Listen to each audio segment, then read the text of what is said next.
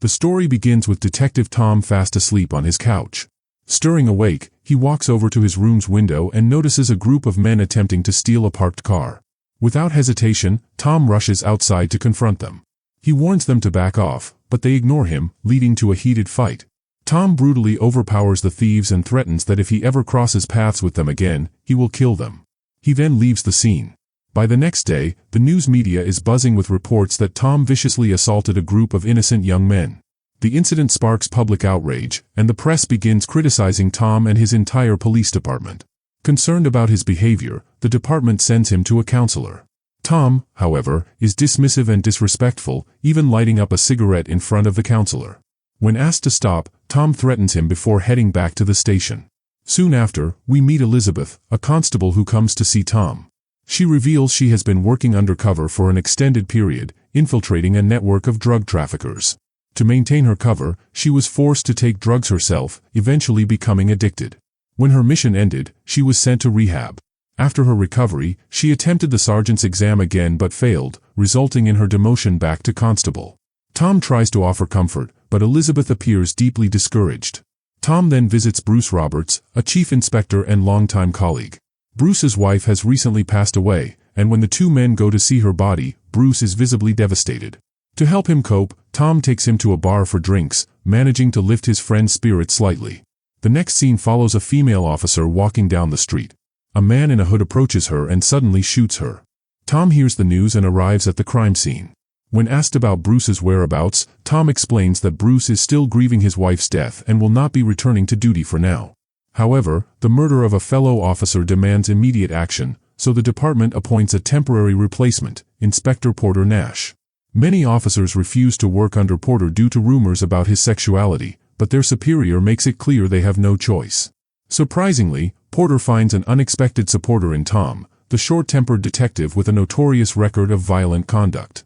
During the investigation, Elizabeth is approached by a young gang member nicknamed Metal, a friend of hers, who fears that his crew might have killed someone. She agrees to check into it but warns this is the last favor she'll do for him. She tells him that if the victim is dead, he must leave the city. If the victim is alive, he must quit the gang. Elizabeth then shares the matter with Tom, who advises her to contact Craig. She reaches out to Detective Inspector Craig Stokes, who says he'll help only if she agrees to go on a date with him.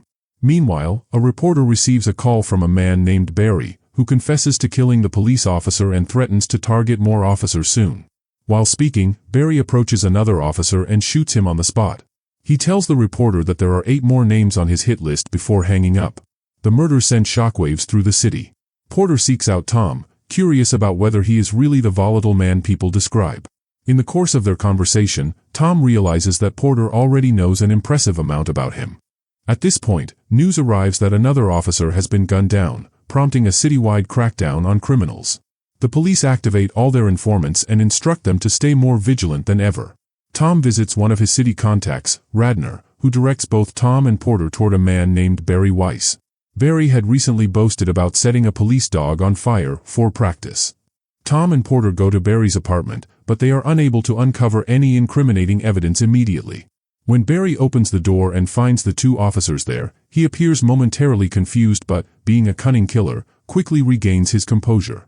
Tom recognizes Barry as the same man he had beaten in a brawl at a billiard hall a year earlier. He taunts Barry briefly before leaving with Porter. Meanwhile, Barry grabs some of his belongings and rushes to hide them. Radner, keeping a close eye on him, discovers the hiding spot.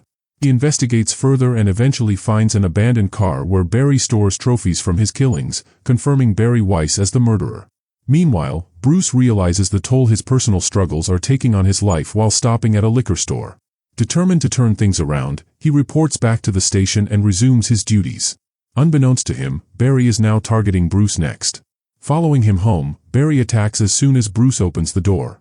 Although Bruce fights back and grabs a hammer, Barry snatches it and strikes him repeatedly until Bruce is killed.